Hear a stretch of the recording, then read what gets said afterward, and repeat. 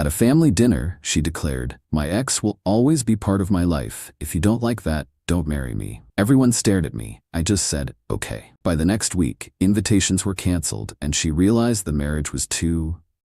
It all came to a head at a Sunday dinner. One of those tense pre-wedding family gatherings where two tribes who have nothing in common are forced to pretend they're about to be joined for life. My parents, a quiet, traditional couple who have been married for 40 years, were on one side of the table. On the other side were my fiancée, Clara's parents, a pair of retired therapists who spoke in a language of pop psychology and believed every boundary was a suggestion. And in the middle of it all was Leo. Leo was Clara's ex-boyfriend, but to hear her and her family tell it, he was more like a spiritual brother, an essential part of her personal ecosystem. He was at every holiday, every birthday, every dinner. He had a key to her parents' house. He was the constant smug ghost at the feast of our relationship. I'd made my feelings about him clear from the beginning. I'm not a jealous man, but I believe in boundaries. I believe a past relationship should be in the past, not sitting at your dinner table making inside jokes with your future wife. My objections were always met with the same condescending lecture from Clara and her parents about my possessive masculine tendencies and my inability to embrace a more fluid, modern concept of family. They treated my traditional values like a charming but ultimately primitive character flaw. I went along with it, not because I was a simp, but because I was playing the long game. I wanted to see how far she would push it. I needed to know if the foundation we were building on was solid rock or just sand. The topic of the wedding seating chart came up over dessert. My mother, a woman who speaks her mind with a quiet but firm dignity, had a simple question. "Clara, dear," she began, looking at the draft of the chart. "I see you have Leo seated at the main family table, next to your aunt. I was just wondering if that was the best place for him. Perhaps one of the friends' tables would be more appropriate?" The air in the room instantly went from chilly to arctic. Clara's mother put her fork down with a clatter. Clara herself flushed a deep, angry red. "My mother is just concerned about optics, Clara," I said, stepping in before she could explode.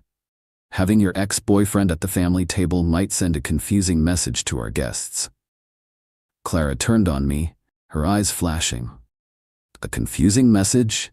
The only confusing message here is that you and your parents are still living in the 1950s.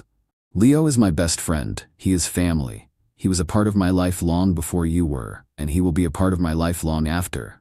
Well, he will always be a part of my life." Her father chimed in then, his voice dripping with condescension. "Ben, we've talked about this.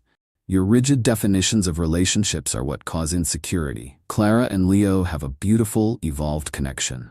You should be celebrating that, not trying to control it." It was a perfectly executed 2-on-1 attack, with her mother nodding in solemn agreement. They had been practicing this kind of psychological maneuvering for years. But this time it was different.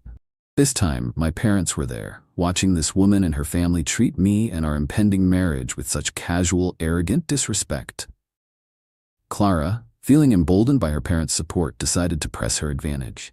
She stood up, her hands on her hips, and delivered the line that would bring the entire charade to a crashing halt. She looked from my mother to me, her voice loud and clear for the entire room to hear. "Let me make this perfectly clear for everyone. My ex will always be a part of my life. He will be at our wedding. He will be at our children's baptisms. He will be at our holidays. That is a non-negotiable fact. If you don't like that, then don't marry me." The ultimatum hung in the silent room. It was a declaration of war. Everyone stared at me, waiting for my reaction. They expected me to argue, to plead, to back down as I had done so many times before, just to keep the peace. Clara had a smug, triumphant look on her face. She thought she had me trapped. I didn't say a word for a full minute. I looked at her, standing there in all her defiant arrogance. I looked at her enabling parents, nodding in approval. I looked at my own parents, their faces a mixture of shock and quiet dignity, and then I looked back at her. The long game was over. She had just shown me the final stress test results, and the structure was condemned. I gave a slow, deliberate nod. "Okay," I said. The word was so quiet, so devoid of emotion, that it seemed to confuse her. "Okay?" she repeated, her tone mocking. Okay, you'll behave? Okay, you'll stop being a jealous child? No, I said, standing up from the table. I folded my napkin and placed it on my plate. Okay, I won't marry you. I turned to my parents. Mom, Dad, we're leaving. And without another look at Clara or her stunned, speechless family, the three of us walked out of the house and out of their lives. Update 1. The drive home with my parents was silent for the first 10 minutes.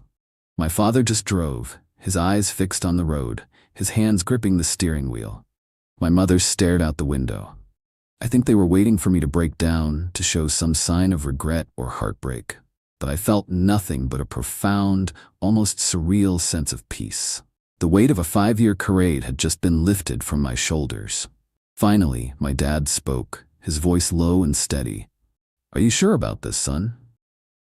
I've never been more sure of anything in my life, I said. My mother turned around from the passenger seat. There were no tears in her eyes, just a quiet, fierce pride. Good, she said. She was not the one for you. We were just waiting for you to see it.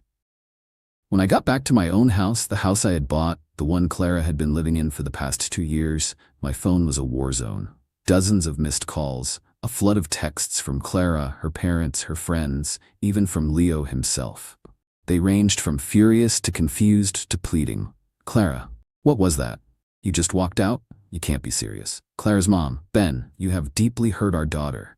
You need to come back and apologize immediately.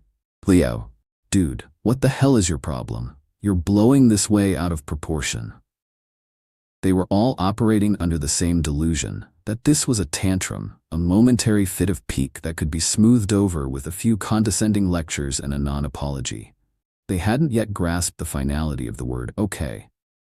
I didn't reply to any of them. Instead, I made a single phone call. It was to our wedding planner, a woman named Cynthia, who was a consummate professional. Cynthia, I said, it's Ben. There's been a change of plans. The wedding is off, permanently. There was a stunned silence on the other end of the line. What? Ben, the invitations are scheduled to be mailed out tomorrow morning. I need you to stop that immediately, I said. Do not send out a single invitation. As for the rest of it, I need you to begin the cancellation process for all vendors. My fiancée and her family will be your point of contact for all financial matters moving forward. They were handling the payments, so they will need to handle the refunds and the cancellation fees. This was a crucial part of my strategy. I hadn't paid for the wedding. Her father had, a fact he had made sure everyone was aware of. Now the financial burden of unwinding a massive 6-figure event was his problem, not mine. The next morning the real shockwave hit. Cynthia, doing her job with ruthless efficiency, began making the calls. The first one, of course, was to Clara's parents. I would have paid $1,000 to be a fly on the wall for that conversation. The caterer, the florist, the band, the venue, each call was another nail in the coffin of their grand social event. Another massive, non-refundable deposit lost. Clara's father called me, his voice a strangled roar. What have you done? Do you know how much money we are losing? You can't just do this. I didn't do anything, I said, my voice calm. I just accepted your daughter's terms. She gave me an ultimatum. Accept her ex-boyfriend as a permanent fixture in our marriage, or don't marry her. I chose the latter. I respected her boundary. The consequences of that choice are now yours to manage. He started sputtering about lawyers and lawsuits and breach of promise. Breach of promise? I laughed, a cold, empty sound. You were there, Richard. You heard her. You have a dozen witnesses who heard her deliver an ultimatum at a family dinner. She made the continuation of our marriage conditional, and I simply declined the conditions. There is no lawsuit. There is only the bill for a party you are no longer hosting. I hung up. The next person to appear was Clara herself. She showed up at my house that afternoon, using her key to let herself in. She found me in the living room, surrounded by empty boxes. I was packing her things. What are you doing? She shrieked, her face a mask of disbelief. I'm helping you move, I said, not even looking up. You're going to need to find a new place to live. You can't kick me out. I live here. No, Clara, I said, finally standing up to face her. You've been staying here. This is my house. My name is on the deed, and your invitation has been revoked. I'll be changing the locks tomorrow. I suggest you arrange for your parents to come and pick up your belongings. She finally broke down. the arrogant, confident facade crumbling to reveal the terrified, entitled child underneath. She cried. She begged. She pleaded. She said she didn't mean it, that it was just a stupid thing to say, that she loved me. I just stood there, unmoved. The time for that, Clara, was when my mother was at your dinner table, being treated with disrespect. The time for that was before you made your ex-boyfriend a condition of our marriage. You made your choice. Now I'm making mine. Update 2. The 30 days that followed were a slow, brutal education for Clara in the concept of consequences. She and her family had lived their entire lives in a soft, padded world of second chances and consequence-free choices, a world cushioned by their money and their shared delusion of intellectual superiority. That world was now gone. The first lesson was financial. Her father, after a week of threats and bluster, finally realized I was not going to contribute a single cent to the financial disaster of the canceled wedding. The final bill for the lost deposits and cancellation fees, I heard, was close to $100,000. It was a staggering blow, even for them. The second lesson was social. They tried to spin the narrative, of course. They told their friends that I was emotionally unstable, that I had a breakdown, and called off the wedding for no reason. But the story was too good, too juicy. A dozen people had been at that dinner. The story of Clara's ultimatum and my quiet, final acceptance spread like wildfire through their social circle. She wasn't the victim. She was the arrogant fiancée who had overplayed her hand and lost everything. Clara, after being forced to move out of my house, had to move back in with her parents. The atmosphere in that house, I was told, was toxic.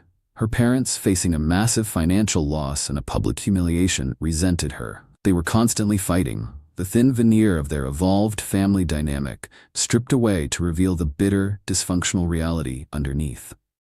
Leo, the ex-boyfriend, the man who was so essential to her life, proved to be less than useless in a real crisis. He was a fun accessory for a woman who had a stable, successful fiancé. He was not interested in being the support system for a broke, unemployed, and emotionally volatile single woman. He slowly, quietly began to distance himself. The constant calls and texts stopped. He was busy. He had other plans. He was, in the end, just another fair-weather friend. While her world was burning down, I was quietly rebuilding mine. I took a 2-week trip to Europe, a trip I had always wanted to take but had put off because Clara had no interest in it. I came back feeling refreshed and clear-headed. I focused on my work, landing the biggest project of my career.